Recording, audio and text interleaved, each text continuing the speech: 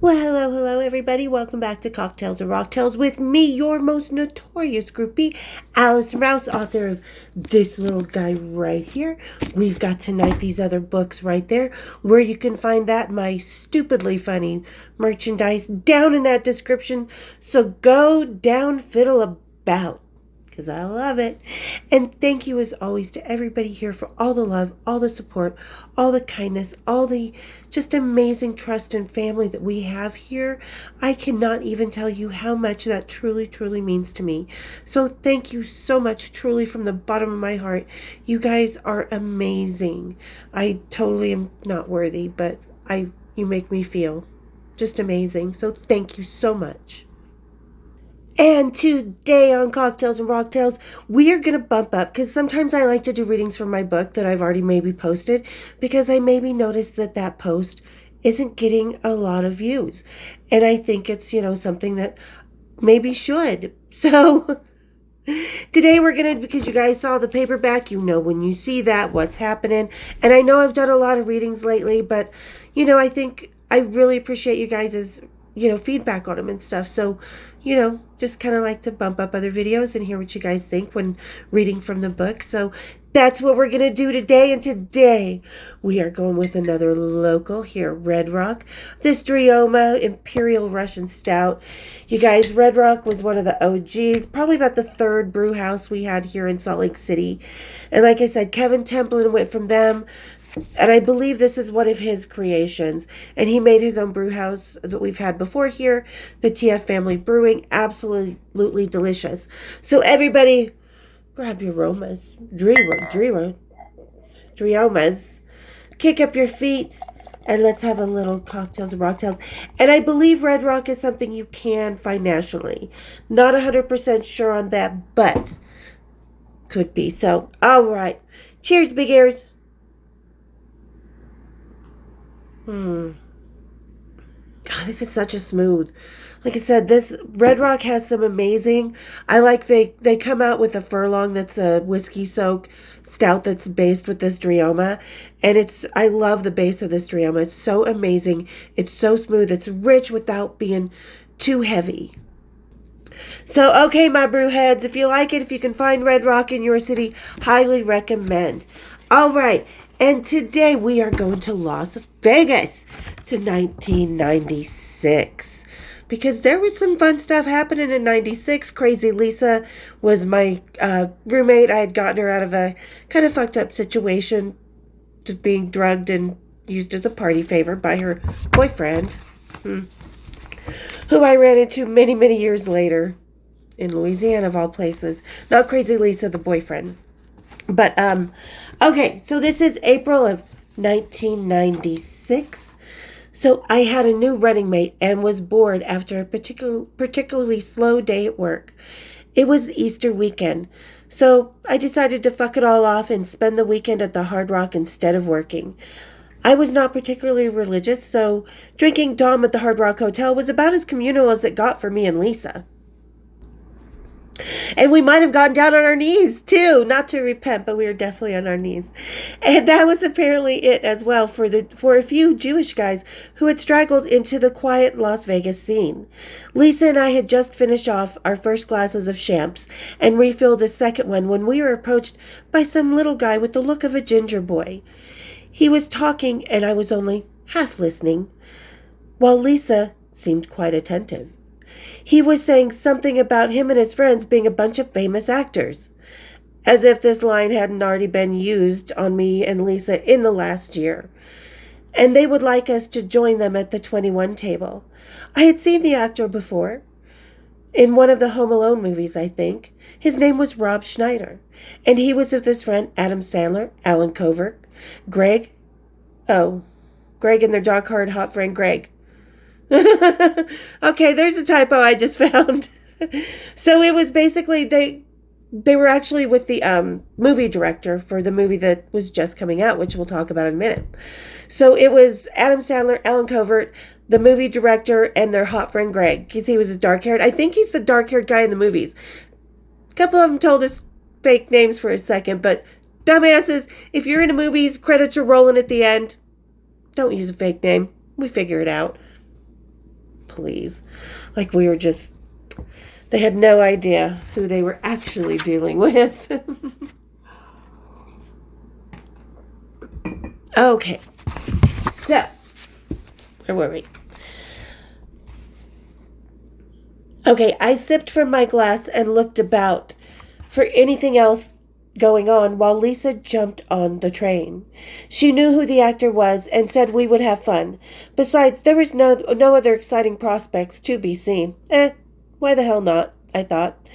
Adam was just about to release Happy Gilmore and was celebrating with his friends and co-actors who also peppered the cast of that movie and many of his movies over the years. Lisa and I arrived with Rob to the table and made ourselves comfortable.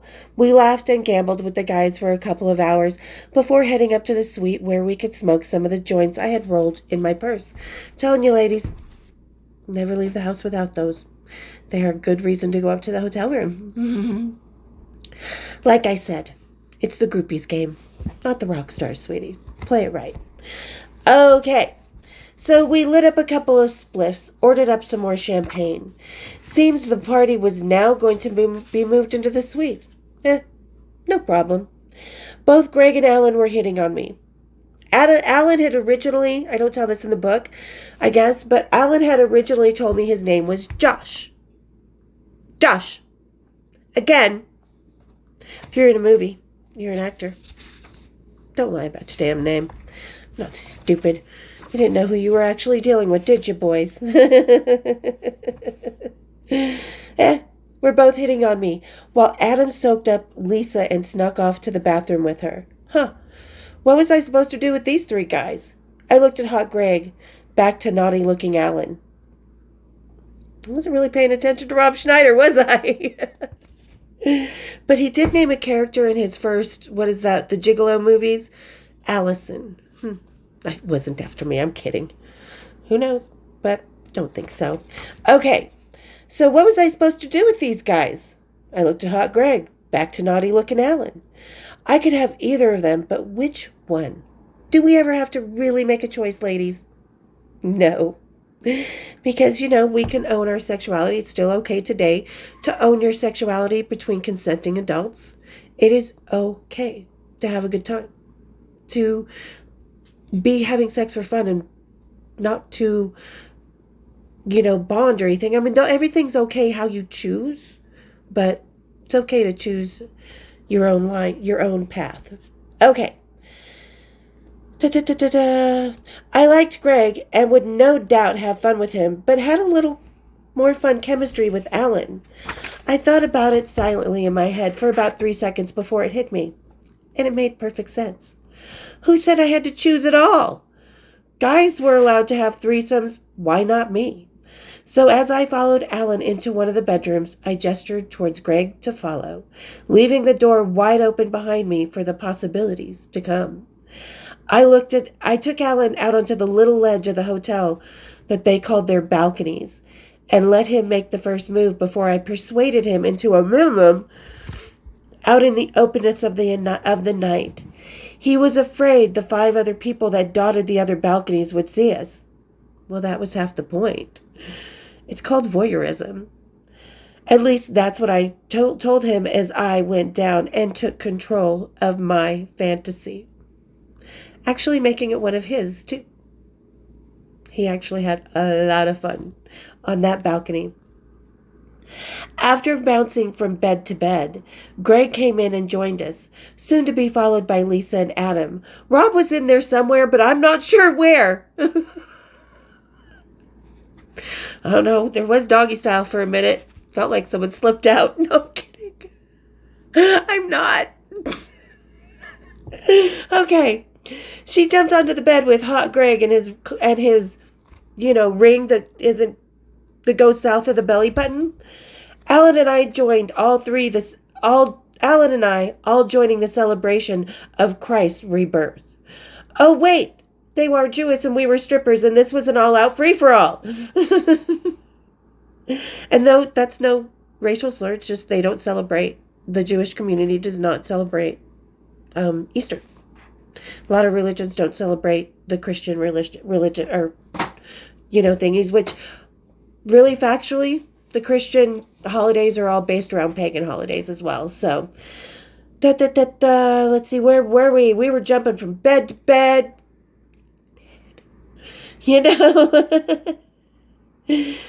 Adam watched as Rob tried to get in on the action, which he did briefly because he was too excited by the wild orgy to hold out for very long. But he was sure fun while he lasted. Okay, so I must have... I don't have to remember everything, and I don't have to remember their name unless I'm sleeping with them. And even then, sometimes they're just called, oh God. Okay. This is true. Okay. Lisa and I spent the rest of the weekend having a little more fun with the group before sending them back to La La Land, a little more twisted than before. Who would have thunk? Adam Sandler and his posse. Lord knows that Lisa and I stood at the Center Bar that Friday night. We sure as hell didn't think that would happen. Yet it did. Okay, what else do we have? Because, this is only 11 minutes in, so let's keep reading. Let's see. After recovering from the hotel suite and the Comedy Giants, doing a few feature shows, and spending more time with U2 hottie Adam Clayton, as he skipped through town, Lisa and I decided to brave the Hard Rock Hotel on another boring evening. We were standing on our perches, observing the scenario, which seemed to be null and void at the moment. She and I debated going home and calling it a night when I saw out of the corner of my eye this hat. It seemed familiar. So there was, like I always describe it, the Hard Rock Hotel at the Center Bar, which is now the Virgin Hotel. So any John Entwistle fans going to look at the Virgin Hotel, it's Tower 2, room 658. Not the first tower, ask the concierge, which was the second tower built. Okay? So, but anyway, at the Hard Rock, there was, like I said, the wheelchair ramp up to the Center Bar, and it had this kind of little cove at the end of it. So Lisa and I would stand there and just sort of observe, and crazy Lisa, her cousin Amy, and I, we would stand there, Andrea, and observe, and kind of, because the front door was there, the check-in, the main, this is when they still only had the one tower, and it was overlooking, the elevator was right there, and the joint, so we could see everything from coming and going, coming down out of the elevator, we could see everything. So this perch was an amazing place. Okay. So this hat seems so familiar. Kind of an old school rock and roll cowboy with a wide brim and conscious dotting the band. But it was when I looked down below the wide brim that familiarity struck me upside the head. Vincent Paul! It came out of my mouth almost involuntarily. I had no idea Pantera was playing this weekend. But they weren't. They weren't. That's the next line. Turns out Vin was just in town with a friend for shits and giggles. Well. I was more than willing to be the giggles part of that, and when I walked down the stairs from the Center Bar into his arms, I knew the night was about to get a lot more fun. Vincent, Paul, and I caught up and made our way to the 21 tables. Spent a lot of time spending not everybody else's money at the 21 tables, while Lisa and his friends struck up their own conversation. It was like he and I had never skipped a beat. We were back to our silly little selves and into that nook once again. The Hard Rock Hotel comped him a room for losing too much money, so I assumed we would have his own space. We would have our own space. In my mind, Lisa and the friend would stay at the other hotel in the original room. Oh no. They both came into the one-bed comped room, and Vin's solution was to get them a folding cot and set it to the foot of the bed, where they tried sadly to go at it for a while Vinny and I covered ourselves into our own little world. Rock and roll, baby. Sometimes people just, they had to room up. So, do what you do. We weren't the only ones. Okay. We spent the next day hanging before he flew out of town, leaving me all his phone numbers, pager number, and house phones. I would use them once or twice is all, because, true to rock fashion, as much as I adored Vin, I was more interested in my real addiction, Steve Jones. who was about to make his way close to me during his Pistols tour, and you bet your ass I was going to be in my old stomping grounds claiming my birthday present. So, anybody who has read the book or knows anything, I lived in Seattle before Las Vegas, so it was coming up on my birthday, so decided for my birthday I was going to go to Seattle and see the Pistols. It was the last few shows of that tour. So, yeah, that's what we did. We went up to Seattle. So, let's see. Let's look to see what else was going on. Okay, so go tell Steve Jones. Oh, yeah, because we'll go a little further. We'll go just a little further. Hold on. Okay, so that was April. Then June was Vinny. August of 1996.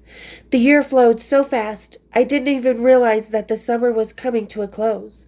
The Pistols had announced their first tour since a disastrous 1979 outing that left a whole venue music world going, huh?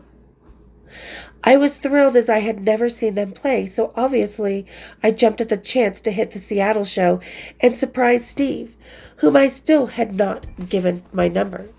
With Cousin Amy gone, I decided to take my new friend Lisa along for the ride.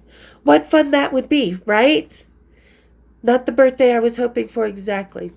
See, ladies, things don't always go as planned. So you make your choice if it doesn't, what you want to do next. All right, we arrived back to the Emerald City with a dull monkey biting at my back. It hadn't been long enough to forget the end of an era I had just left behind. But nothing was going to stand between me and my pistol. Even when I was walking over to the venue from a cafe with Lisa and my old roomie, Kristen's now ex-boyfriend, pulled to a stop in a drive in front of me. Ugh. This may as well have set the vibe for the whole trip. Ski Wombas. I walked away from him and his tiny weenus truck and into history because I had my own punk rock history to make. Because, as close as Kristen and I have refounded our friendship, but there was a little while for about a decade that we didn't talk to each other because I didn't get along with her boyfriend. We were all roommates. He had been lying, stealing money, just doing a lot of stuff. And, yeah, just kind of left and never came back from Vegas. So when I came back up a year later, after the for the Pistols, I did not expect in any way, shape, or form to run into this guy, but there he was. Dion. There he was. He's such a jackass. All right. So Lisa and I got to the Seattle Center and went to the shop across the street for some champagne and Andrea. She was meeting us there as my birthday had been the night before, and this was the official celebration day. The three of us ran across the street, dumb bottle in our hands, and saw a tour bus door wide open. So I did what any good groupie would do. So I did what any good groupie would do and secured our passes since I was still surprising Steve. Oh, hold on. Sorry, I was getting a call. All right, anyway. I pushed Onyx into the open door and half up the stairs of the bus. The band on board, which was Gravity Kills, couldn't help but invite us on after that. And of course, I didn't tell Andrea I was gonna push her. I mean, what can I say? Some plans work best as a surprise.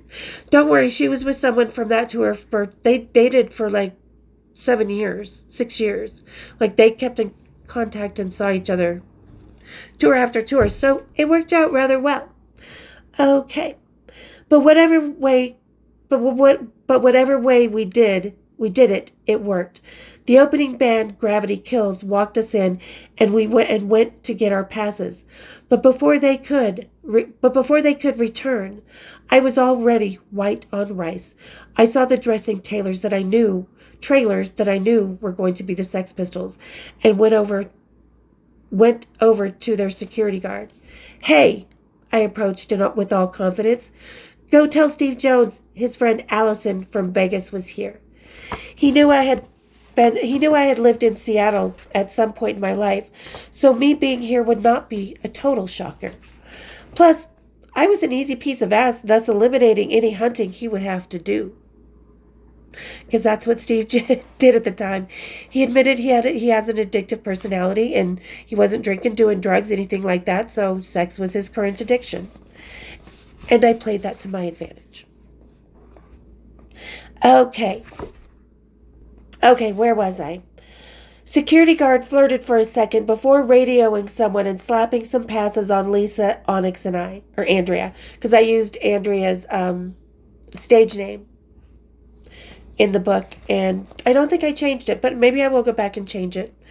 But so Andrea took off with Gravity Kills for a while, while I went with Lisa. Well, I went with Lisa and into the first of a few threesomes I would do with her for Steve. Yeah, I did that. Not my preference, but in all my 20-something wisdom, I was addicted, and any addict does anything to keep their veins filled with their drug of choice.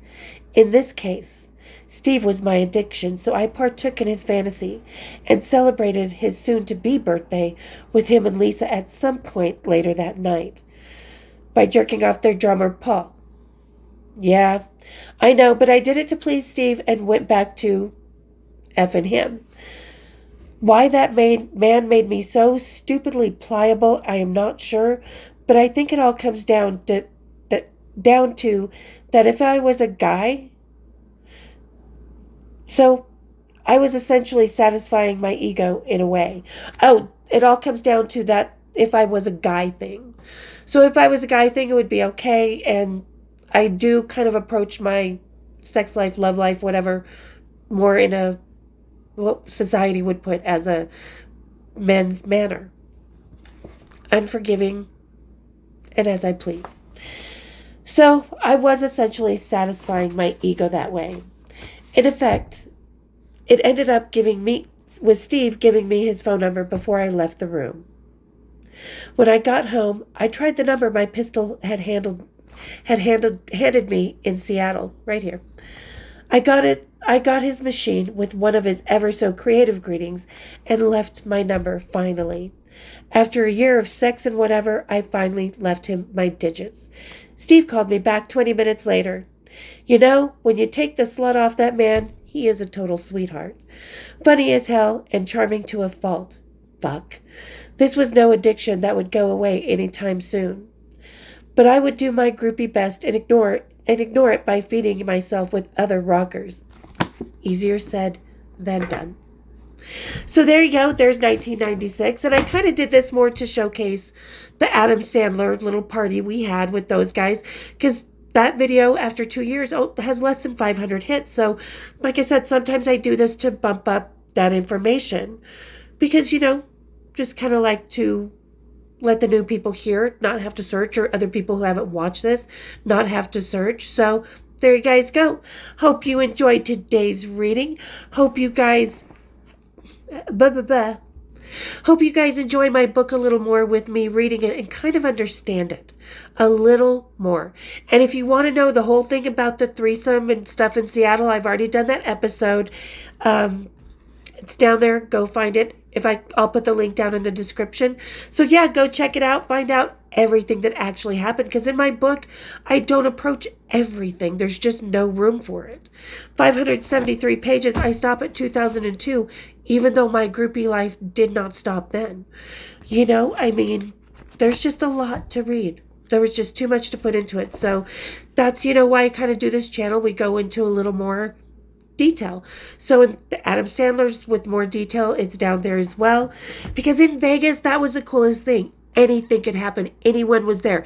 They didn't have to be there playing a concert or filming a movie like, Ocean's 11. That was fun. I'll never tell. I might have. But anyway. So, yeah, I think Vegas was probably one of my favorite places because it's really where I came into my own. I just kind of went down there blindly by myself and created this whole life, and it was just so amazing because it was before, the Paris Hiltons and the Kardashians and stuff like that started coming there and being paid to play. It was just where people actually came to hang out, and what stayed in Vegas really what happened in Vegas really actually stayed in Vegas at the time. It wasn't until John's passing, which we're coming up on the 22-year anniversary of on the 27th. That really the Inquirer had just come in.